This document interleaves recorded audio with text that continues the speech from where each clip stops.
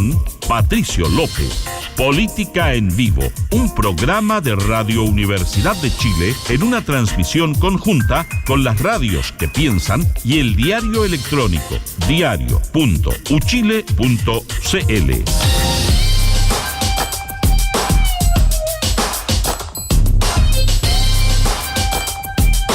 ¿Cómo están? Muy buenas tardes, bienvenidos a Política en Vivo en Radio Universidad de Chile para este día miércoles 21 ya de enero de este 2026. Querida Yana, muy buenas tardes, ¿cómo estás? Mucho gusto saludarte. ¿Qué tal, Felipe? El gusto es mío. ¿Cómo va todo por ahí, por tu estudio? En grabación de Descabellada, ¿todo bien? Todo bien, salió perfecto el programa, no se lo pierdan. No nos lo vamos a perder. Oye, eso. ¿Y a quién invitaron? Mario Baisluz, que presentó un libro con información súper interesante, fíjate, yo relevaría principalmente la eficiencia en el gasto público de Chile. Derrumba todos los mitos. Mira tú. Pero ya lo escucharán, sí. Oye, dos cositas nomás muy rápido antes de ir. Bueno, conocimos el gabinete anoche con la sorpresa del derrumbe en la mina Santiago Montt, y también de lo que vamos a conversar, digamos, todo eso en un ratito más. Por otro lado, los incendios siguen siendo una preocupación fundamental, los incendios forestales en el centro-sur de nuestro país. No ha cejado la alerta, están desplegados en la zona el presidente de la República y el presidente electo en comunas vecinas incluso, y haciendo declaraciones conciliadoras ambos, muy de unidad, etcétera, y bueno, llamando al combate a la emergencia como lo principal. Y lo último que quiero adelantar es que fue despachada ley el reajuste salarial para los empleados públicos, sin que fuera, ¿no es cierto?, aprobada la norma, quedó fuera de esta aprobación, la norma de protección de los trabajadores a contrata, digamos, esa quedó completamente fuera. Seguramente volveremos sobre los temas nacionales, a menos que tú quieras contarnos algo así muy en una línea. No, me parece que está súper interesante el ámbito internacional. De hecho, las últimas noticias indican que Trump anunció un marco para un futuro acuerdo con la OTAN sobre Groenlandia y retiró la amenaza de aranceles. Hay un posteo en su red social donde confirma esto. Parece que va a tener que ver con el proyecto Cúpula Dorada, que es un proyecto de defensa antiaérea relacionada con Groenlandia. Así lo confirmó además el secretario general de la OTAN, Mark Rutte. Y bueno, tenemos una estupenda analista para justamente adentrar esta novedad. Sí, vamos a conversar de inmediato con la directora del Centro de Estudios Europeos de la Universidad de Concepción, Paulina Astroza. Paulina, qué gusto de saludarte, muy buenas tardes. Muchas gracias por aceptar esta invitación. Buenas tardes, Yana, Felipe, y un gusto también para mí estar desde esta zona que estamos complicados, aquí en Concepción. Muy complicado, así que un abrazo muy cariñoso, ¿no?, para este rato tan incómodo que están viviendo, ¿no? Sí, así es. Paulina, bueno, lo contaba Yana, Trump anuncia a través de su red social que ha llegado a un acuerdo, que no dice cuáles son los términos de ese acuerdo, sino que las consecuencias inmediatas, que serían este retiro de los aranceles y algún tipo y una negociación, lo cual es ratificado por el jefe de la OTAN, por Rutte. Por lo tanto, uno dice, porque con Trump solo habría que dudarlo, pero si lo ratifica Rutte en una de esas, ¿para dónde camina todo esto? ¿Cómo lo ves tú, Paulina? Bueno, tal como lo habíamos conversado, creo, en alguna entrevista anterior, las cosas están muy complejas a nivel internacional. Cuesta mucho saber hacia dónde va el mundo. Ni siquiera con la confirmación de Mark Rutte, yo te diría que ese es el camino que va a seguir la relación entre Europa y Estados Unidos, entre la Unión Europea y Estados Unidos, que no es lo mismo, o las relaciones que tienen dentro de la OTAN.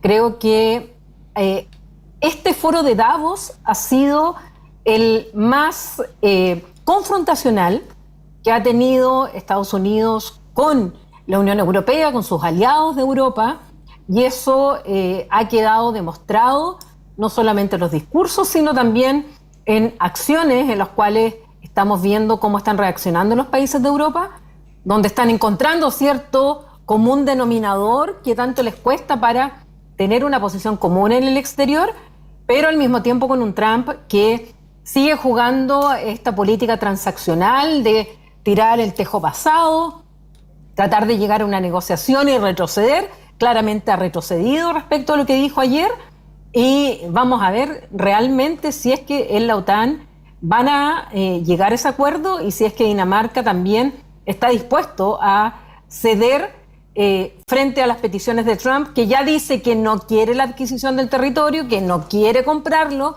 que no va a usar la fuerza y lo trata de pedazo de hielo. Claro, da la impresión por lo que ha trascendido y lo que él mismo ha posteado en sus redes sociales, que la idea es reforzar la defensa antiaérea, o sea, se queda más bien en una exigencia de mayor seguridad, que es la excusa que él había dado para anunciar que se apropiaría de lo que tú ya citabas, pues este pedazo de hielo, que es lo que, como lo mencionó en su discurso ante el Foro Económico. Me permiten agregar nada más para ceder la palabra a Paulina, que además Trump como que empieza a insinuar a lo mejor otra arista de por dónde va.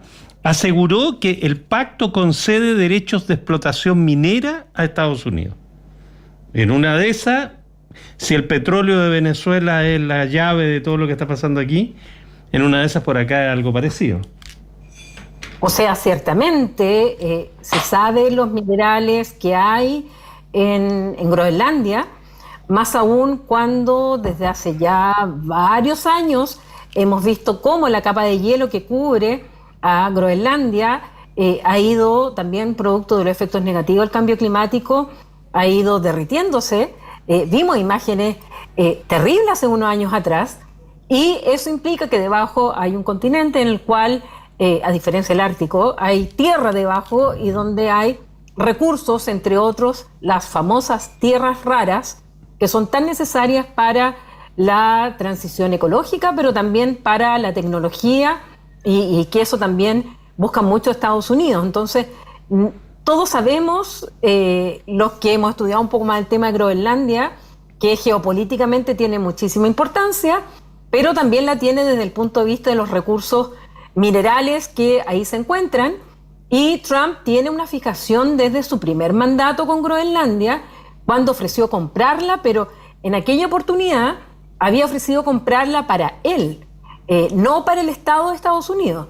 Y pensaba poner un resort, de hecho una torre Trump, a lo que la primera ministra danesa en aquella oportunidad le dijo que no, y ahora vuelve con esto otro, donde si hubiese propuesto en otros términos lo mismo que está planteando ahora, de un escudo antimisiles en el cual proteja a un territorio europeo que es territorio de la OTAN, hay soldados de hecho estadounidenses en ese lugar, como 80.000 otros soldados estadounidenses que están repartidos en Europa.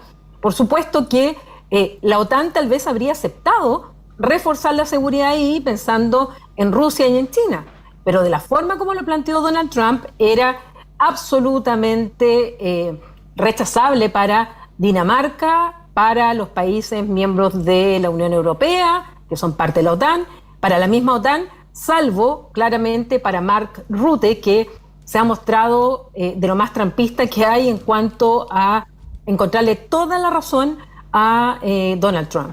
Oye, y un datito más para agregar y te paso la palabra de inmediato, Yanna.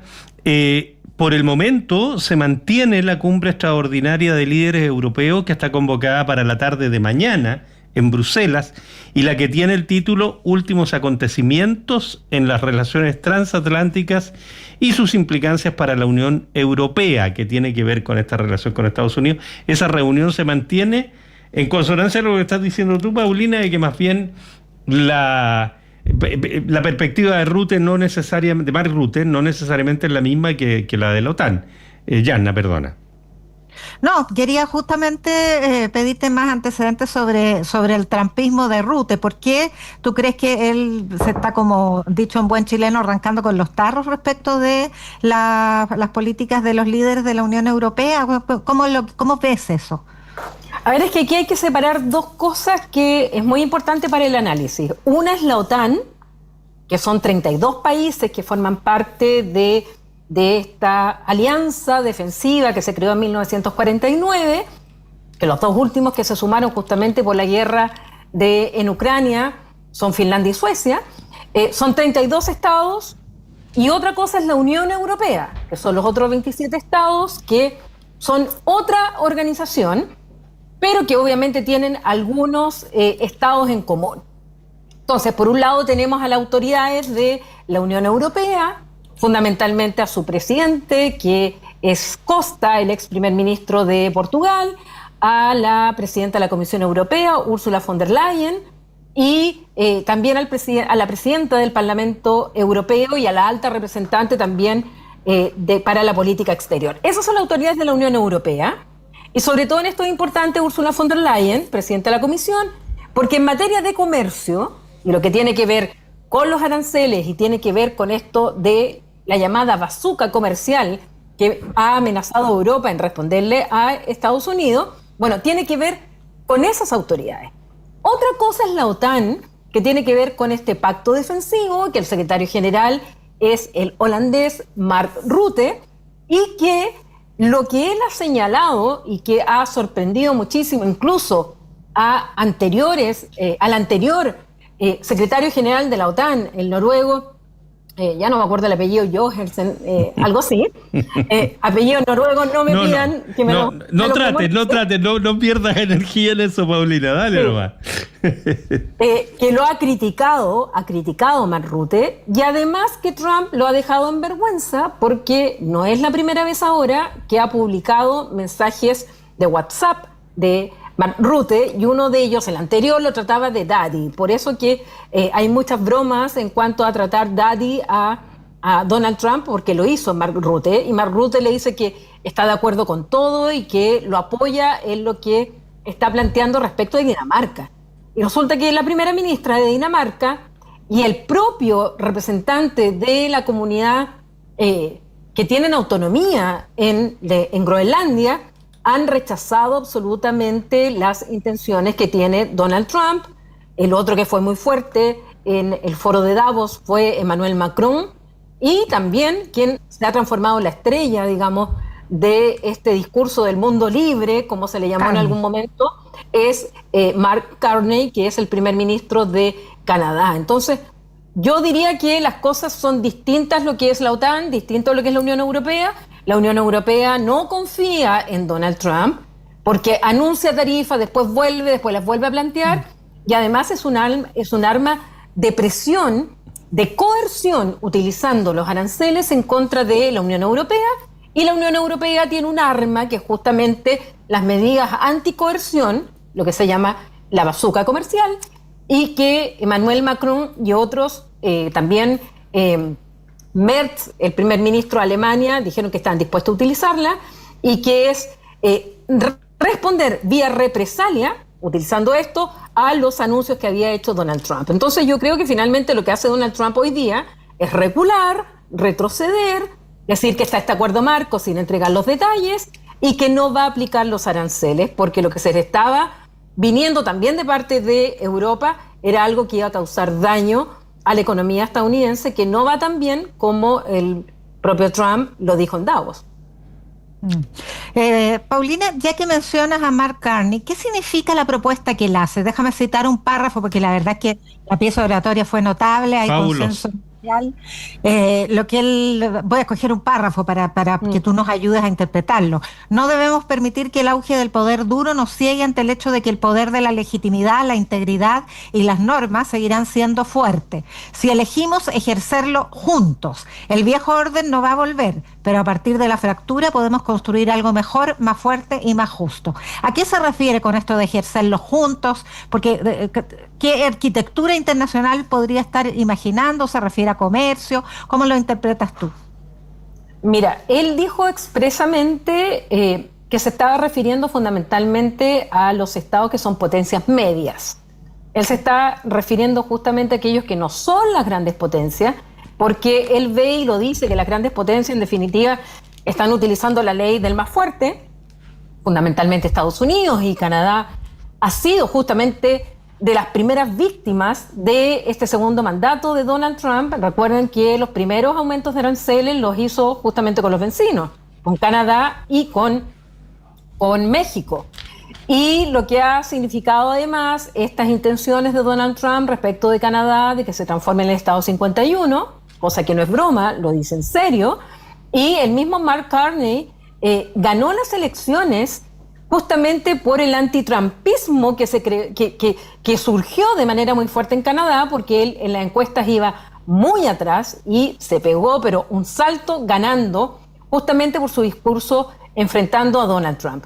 Entonces lo que él está diciendo, en primer lugar, es que dejemos de hacernos los tontos, que todos hacemos como que el orden internacional en todos sus aspectos se respeta, cosa que no es verdad, que la ley del más fuerte muchas veces se aplica, que se deja pasar, se hace la vista gorda, y que eso ya es momento de asumir que no estamos en un momento de transición de un orden a otro, sino que directamente estamos en un tiempo de ruptura, que hay que asumirlo.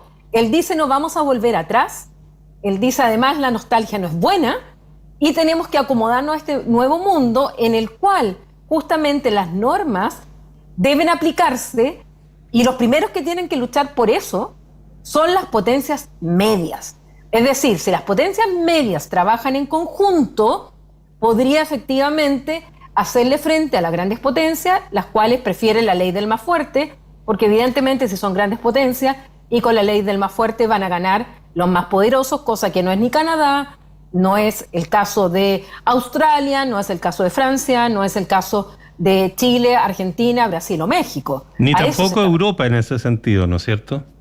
Tampoco Europa, pese a que, si hablamos del punto de vista nuclear, que es muy importante para estos efectos, hay dos países de Europa que tienen el arma nuclear, que de Europa, digamos, de la Europa no incluyendo a Rusia, que también tiene y que es el Reino Unido y Francia, que hoy día también, Francia de manera mucho más clara, Emmanuel Macron de manera muchísimo más dura, se tiró directamente en contra de Donald Trump y Donald Trump le respondió, pero también Stemmer también ha puesto de manera, digamos, un poquito más débil, pero también se ha rechazado mucho de lo que Donald Trump ha planteado en este año que lleva de gobierno en este segundo mandato.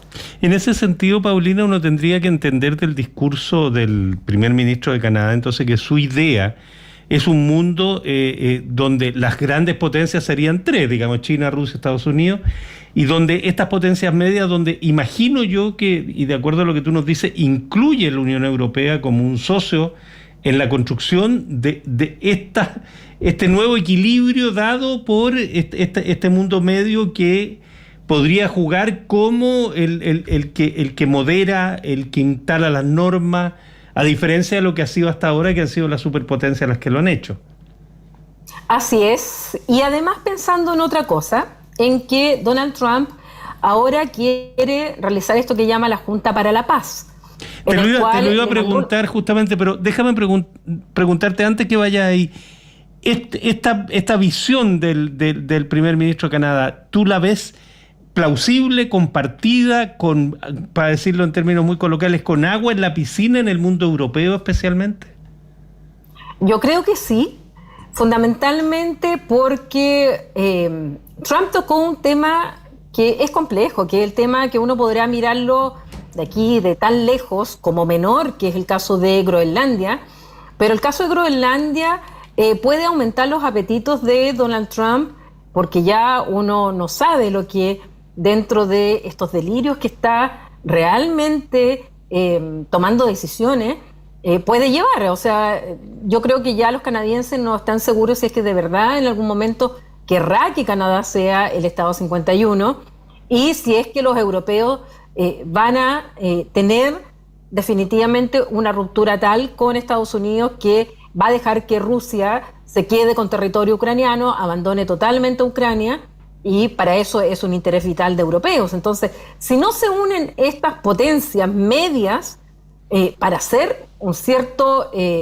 equilibrio, balanza del poder, se llama en relaciones internacionales, la verdad es que no vamos a tener que seguir soportando la ley del más fuerte, y los que van a perder van a ser los que tiene en la mira Donald Trump, y que ya lo dijo expresamente Donald Trump en su estrategia de seguridad nacional, documento de 33 páginas que emitió o dio a conocer en diciembre pasado, y donde está tanto América Latina y el Caribe, que habla de nuestro hemisferio, o sea, nosotros somos su hemisferio, de ellos, y por otro lado también habla de Europa, y sin mencionar en ningún momento a Rusia como rival. Está pensando en China. Entonces, sí, yo creo que hace tiempo que vienen voces, cada vez escucho más voces. Por ejemplo, Christine Lagarde, que es la presidenta del Banco Central Europeo, se levantó de una reunión porque ya no soportó las críticas del secretario de Comercio de Estados Unidos en la propia reunión de Davos. O sea, están las relaciones muy, muy mal entre Estados Unidos y los países europeos, lo cual obviamente el apoyo de un país importante como Canadá en esto yo creo que va haciendo, por lo menos creando una opinión pública que vamos a ver hasta dónde van a llegar frente a una superpotencia que lo sigue siendo Estados Unidos. Paulina, tú ya mencionaste lo de la Junta de la Paz, que es esta iniciativa de Trump originalmente ideada para la transición en Gaza, pero que ahora la plantea como un nuevo orden, o sea, una nueva arquitectura de concertación internacional, al menos para los 60 líderes que invitó a participar con una cuota módica de $1.000 millones de dólares, lo hizo en Davos nuevamente. Y bueno, ¿qué significa eso? ¿Cuál es la apuesta que hay detrás de esta iniciativa? Yo creo que, de hecho esta propuesta que como tú dices bien ya una partida como el plan, las 20 medidas del plan para Gaza, pero resulta que en el plan no aparece ni siquiera el nombre de Gaza.